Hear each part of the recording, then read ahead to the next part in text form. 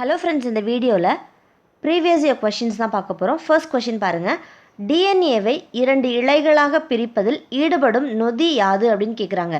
டிஎன்ஏவை 2 இழைகளாக பிரிப்பதில் ஈடுபடுற நொதி எது அப்படின்னு பார்த்தீங்கன்னா ஹெலிகேஸ். ஹெலிகேஸ் தான் டிஎன்ஏவை 2 இழைகளாக பிரிப்பதில் ஈடுபடுற நொதி. அடுத்த கொஷின் பார்க்கலாம். சிகரெட் புகையில் உள்ள முதல் நிலை மாசு எது அப்படின்னு கேட்குறாங்க.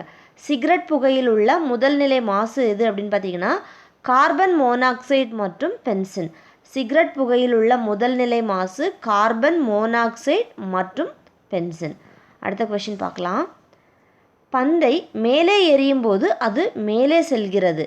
அப்பொழுது பந்தில் கீழ்கண்டவற்றுள் எது அதிகரிக்கிறது அப்படின்னு கேட்குறாங்க. எது அப்படின்னா நிலையாற்றல் அல்லது சாத்தியமான ஆற்றல். இங்கிலீஷில் இதை பொட்டென்ஷியல் எனர்ஜி அப்படின்னு சொல்கிறாங்க. ஸோ ஆன்சர் ஃபர்ஸ்ட் ஒன், ஏ மட்டும்தான் கரெக்டு. பந்தை மேலே எறியும் போது அது மேலே செல்கிறது. அப்பொழுது பந்தில் நிலையாற்றல் அல்லது சாத்தியமான ஆற்றல் அதிகரிக்கிறது. திரும்ப ஒரு வாட்டி பார்த்துடலாம்.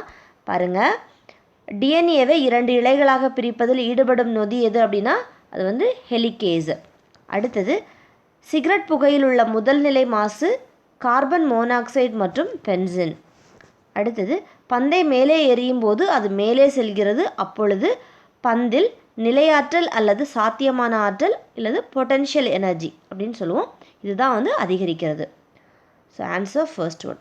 ஸோ இதோட இந்த வீடியோ கம்ப்ளீட் ஆகுது. கண்டிப்பாக இது உங்களுக்கு பயனுள்ளதாக இருக்கும் நம்புகிறேன். இந்த வீடியோ உங்களுக்கு பிடிச்சிருந்தா லைக் பண்ணுங்கள், ஷேர் பண்ணுங்கள், சப்ஸ்கிரைப் பண்ணுங்கள். தேங்க்ஸ் ஃபார் வாட்சிங்.